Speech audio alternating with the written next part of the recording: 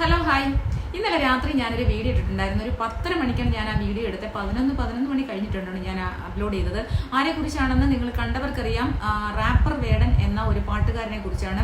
എല്ലാവർക്കും അറിയാവുന്ന കാര്യമാണ്. അദ്ദേഹത്തിനെതിരെ ഇപ്പോൾ പീഡന ആരോപണമുണ്ട്. അത് ഒന്നിലധികം സ്ത്രീകൾ, ആദ്യം ഒരു യുവ ഡോക്ടറായിരുന്നു, അതിനുശേഷം ഒന്നിലധികം സ്ത്രീകൾ രംഗത്തേക്ക് വന്നിരിക്കുകയാണ്. അദ്ദേഹം പീഡിപ്പിച്ചു എന്ന് പറയാം.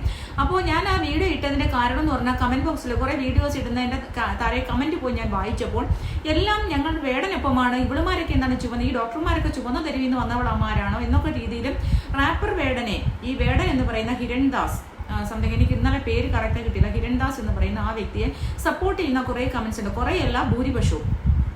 അപ്പോൾ ഞാനത് സത്യമാണ്. സ്ത്രീകൾ എന്തിനാണ് ഇങ്ങനെയുള്ള കെണികളിൽ, വിശ്വാസവഞ്ചനയുടെ കെണികളിൽ ചെന്ന് പെടുന്നത്? ഈ പ്രേമ കെണികളിൽ എന്തിനാണ് ഇനിയെങ്കിലും വിദ്യാഭ്യാസം വിവരമുള്ള നമ്മുടെ പെൺകുട്ടികൾ ചെന്ന് പെടുന്നത് എന്ന് തന്നെയാണ് എൻ്റെയും ചോദ്യം.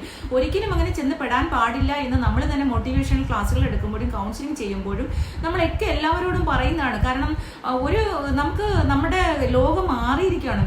ഏത് തരത്തിലും പെൺകുട്ടികളെ വലയിൽപ്പെടുത്താൻ അപ്പുറത്തും ഇപ്പുറത്തും എല്ലാം ബിരുദന്മാരുണ്ട്. നമുക്ക് ഇതെല്ലാം അറിയാം. നമ്മളിതെല്ലാം നിത്യേന വാർത്തകളിൽ കാണുന്നതാണ്. പീഡിപ്പിക്കപ്പെട്ട പെൺകുട്ടികളുടെ കാര്യങ്ങളൊക്കെ നമ്മൾ കാണുമ്പോൾ വീണ്ടും നമ്മൾ അതിലേക്ക് ചെന്ന് പെടുന്ന എന്തിനാണെന്ന് തീർച്ചയായിട്ടും ഉള്ളൊരു ചോദ്യമാണ്. അതും ഇത്രയും വിദ്യാഭ്യാസം വിവരമുള്ള പെൺകുട്ടികൾ. പിന്നെ അടുത്തെന്ന് പറഞ്ഞു കഴിഞ്ഞാൽ, ഇവർ എന്തുകൊണ്ട് ഇത്രയും ലേറ്റായി? ഇവർ ഉറങ്ങിപ്പോയിരുന്നോ? 2021 22 പീഡിപ്പിച്ച വിവരം ഇപ്പോഴാണോ പറയുന്നത് എന്നുള്ള ചോദ്യത്തിന് ഞാൻ ഇന്നലെ തന്നെ മറുപടി കൊടുത്തിട്ടുണ്ട്. ആ വീഡിയോ പോയി കാണുക. എൻ്റെ ചാനലിൽ തന്നെ വീഡിയോ ഉണ്ട്, ഫുൾ വീഡിയോ. ഇന്നലെ 9 മിനിറ്റ് മേളിലുള്ള ഒരു വീഡിയോ ഞാൻ ഇട്ടിട്ടുണ്ട്. അപ്പോൾ അത് ഞാൻ വീണ്ടും അതുകൊണ്ട് ആവർത്തിക്കുന്നില്ല. പിന്നീട് ഞാനിപ്പോൾ ഇവിടെ പറയാൻ വന്ന കാര്യം എന്ന് പറഞ്ഞാൽ, ഈ റാപ്പർ വേടൻ എന്ന് പറയുന്ന ബോയ് എന്ന് പറഞ്ഞ ഒരു യുവാവാണ്. അദ്ദേഹം പീഡിപ്പിച്ചു എന്ന് അദ്ദേഹം കുറ്റാരോപിതനാണ്. കുറ്റം ആരോപിച്ചിട്ടാണ് ഇരിക്കുന്നത്. പക്ഷേ ഇപ്പോൾ കുറ്റാരോപിതനായവരെല്ലാം കുറ്റവാളി എന്നൊന്നും നമുക്ക് പറയാൻ പറ്റില്ല. അവരെ കോടതിയിൽ ആ എവിഡൻസും അതെല്ലാം പ്രൊഡ്യൂസ് ചെയ്ത് അവർ കുറ്റവാളിയാണ് എന്ന് തെളിയിക്കപ്പെട്ടെങ്കിൽ മാത്രമേ അവർ കുറ്റവാളിയാവത്തുള്ളൂ. ഇപ്പോൾ അദ്ദേഹം കുറ്റാരോപിതനാണ്. അപ്പോൾ കുറ്റാരോപിതനെതിരെ എന്തിനാണ് നിങ്ങൾ പറയുന്നതെന്ന് ചോദിക്കാം.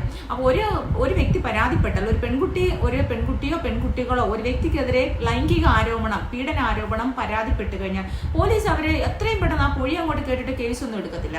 പ്രത്യേകിച്ചും രാഷ്ട്രീയ പാർട്ടിയോട് ചായ്വുള്ളവരാണെങ്കിൽ, പ്രത്യേകിച്ചും ഭരിക്കുന്ന പാർട്ടിയോട് ചായ്വുള്ളവരാണെങ്കിൽ ഒരിക്കലും പെട്ടെന്ന് കയറി കേസൊന്നും എടുക്കത്തില്ല.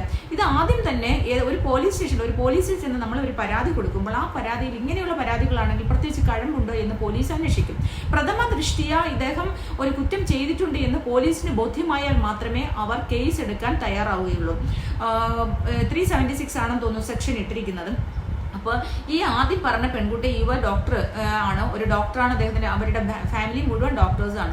അപ്പോൾ ഇവർ പറഞ്ഞിരിക്കുന്ന താമസ സ്ഥലം, ഒക്കറൻസ് ഓഫ് പ്ലേസസ്, സംഭവം നടന്ന സ്ഥലവും